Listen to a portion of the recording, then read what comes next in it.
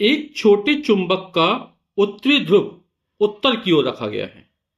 उदासीन बिंदु चुंबक के केंद्र से 10 सेंटीमीटर की दूरी पर है। यदि BH, BH मतलब हॉरिजेंटल घटक यानी क्षैतिज घटक चुंबकीय क्षेत्र का 0.4 गॉस हो तो चुंबकीय आघूर्ण ज्ञात कीजिए। चुंबकीय आघूर्ण यानी कैपिटल एम का मान हमको ज्ञात करना है। और एक गॉस बराबर दे 10⁻⁻⁴ न्यूटन प्रति एम्पियर प्रति मीटर। ठीक है, तो जो उदासीन बिंदु है चुंबक के केंद्र से 10 सेंटीमीटर की दूरी पर प्राप्त होता है।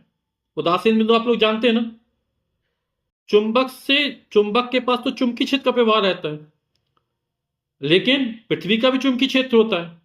तो चुंबक से दूर कुछ ऐसे बिंदु होते हैं जहां पर पृथ्वी के क्षेत्र का क्षैतिज घटक और चुंबक के क्षेत्र के कैसे था ठीक बराबर और विपरीत दिशा में होते हैं। तो इन बिंदुओं को या ऐसे बिंदुओं को क्या कहते हैं? उदासीन बिंदु कहते हैं। यानी B बराबर BH और कितना दे रहा मान 0.4 गॉस दे रहा, और एक गॉस पर 10⁻⁻⁴ न्यूटन प्रति एम्पीयर प्रति मीटर होता है। इसको चेंज कर लेते हैं तो हो जाएगा 0.4 गुणे 10⁻⁻⁴ न्यूटन प्रति एम्पीयर प्रति मीटर।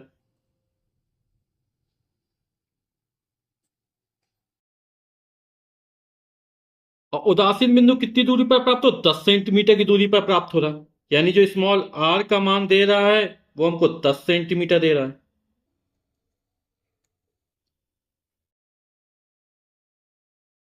सेंटीमीटर 10 सेंटीमीटर को मीटर बदलेंगे, है ना? तो क्या करेंगे 10 गुणे 10⁻⁻² का गुणा कर दो या 100 का भाग कर दो, एक ही चीज है। 10 को 10⁻1 मान सकते हैं, है ना? तो क्या हो जाएगा, आधार समान है, घाते जोड़ेंगे तो हो जाएगा 10⁻⁻1 मीटर या 0.1 मीटर कह सकते हैं। जब आप 10 में 100 का भाग करें कितना आएगा 1/10 और 1/10 0.1 0.10⁻1 मीटर।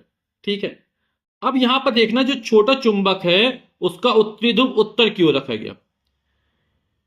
जब किसी चुंबक का उत्तरी ध्रुव उत्तर की यानी भौगोलिक उत्तर की ओर रखा जाता है तब जो स्थिति बनती है वो कैसी बनती है? निरक्ष स्थिति बनती है ना।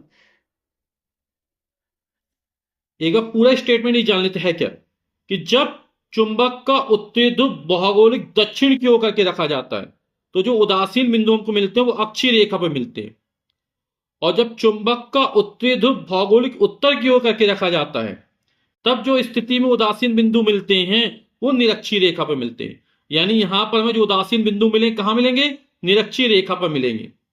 यानी निरक्षीय स्थिति में चुंबकीय क्षेत्र की तीव्रता का सूत्र लगा देंगे।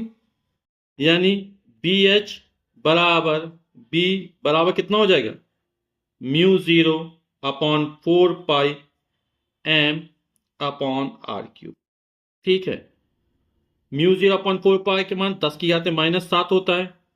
m का मान कितना दिया? चुंबकीय आघूर्ण ज्ञात करना है ना, यानी कैपिटल M का मान हमको क्या करना है? ज्ञात करना है। r का मान कितना दिया है? 10⁻⁻1 दिया गया है, क्यूब था क्यूब चढ़ा दिया।